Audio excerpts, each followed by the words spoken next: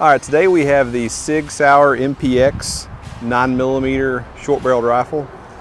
This is a Class 3 item that was originally as a pistol, and it was Form 1 into a short-barreled rifle.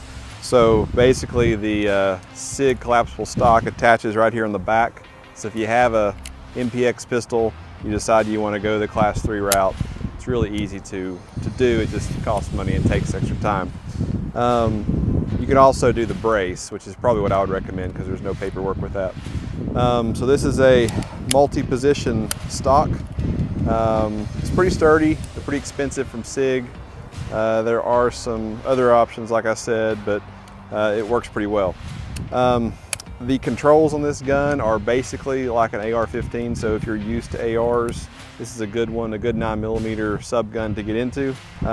This particular one, they come standard with iron sights. They're just metal flip-up sights. They're not too bad. You could get some better ones, but they do. This particular one's got a Trijicon MRO. It is a half MOA, little red dot. It does pretty well. It co-witnesses nicely with these two backup sights. The charging handle comes standard ambidextrous, which is nice. It's a little flimsy. Geisley's making some pretty good replacements right now, so that wouldn't be a bad addition to it. It does have a ambidextrous safety, so it's pretty left-handed friendly. This particular model is the regular model, so it doesn't have the K barrel. They do make a K model with a shorter barrel. So it's a great little 9mm gun. They're not super expensive. They're not as expensive as Zeniths or the H&K, but they're also not cheap. So this model here, key mod rail, I've put some of this grip in here to kind of give you a little bit of texture.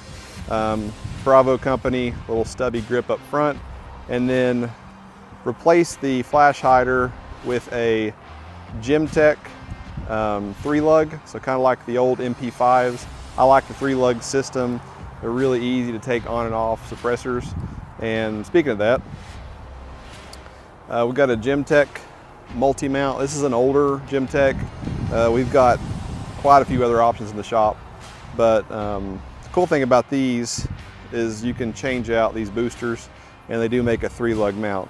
So if you can see, all it does is pops on and twist, and you're good to go.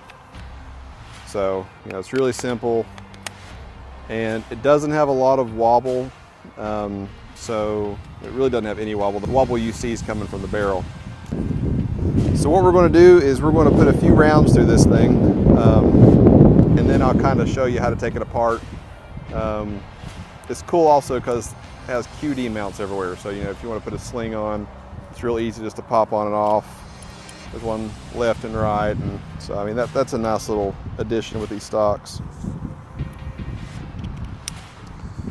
So I'll put a few rounds through it unsuppressed, and then we'll go suppressed. Now, one other thing I want to mention is the Sig mags. The original magazines on the Gen 1s, they had a lot of issues. I had one that just completely failed on me. They're not cheap at all. But the new mags, they pretty much look the same. I haven't had any issues out of them yet, but here we go.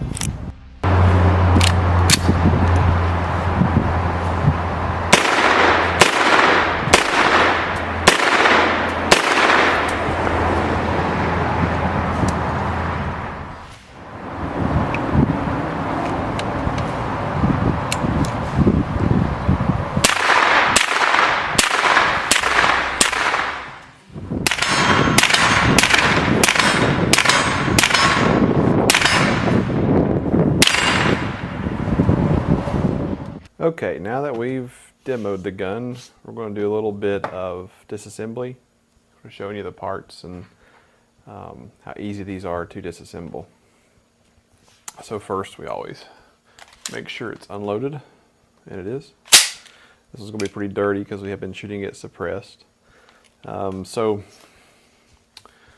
first thing is, it comes apart pretty much like an AR-15. You've got two takedown pins here. Pop the back one out. here so you can see. And then once you take that out, we need to pull this back. And then it's going to come apart.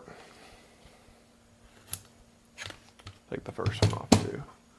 So it comes apart just like an AR. So that's pretty cool. So the rest of it is also very similar to an AR. You can pull back your charging handle, and then the bolt assembly comes out. It's a little different than an AR. It's like a shorter one, but it's you know, it comes apart very easy. If you're familiar with ARs, these are pretty simple to take apart. And there's your ambidextrous charging handle. You can see both latches there, how they work. And that's pretty much it for the upper.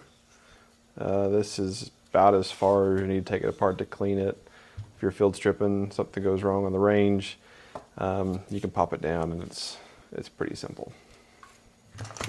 When it comes to the lower assembly, it looks just sort of like an AR9 lower in a way. I mean, a little different, but it's a pretty beefed up receiver. Trigger mechanism is very similar to an AR. And I mean, that's about it.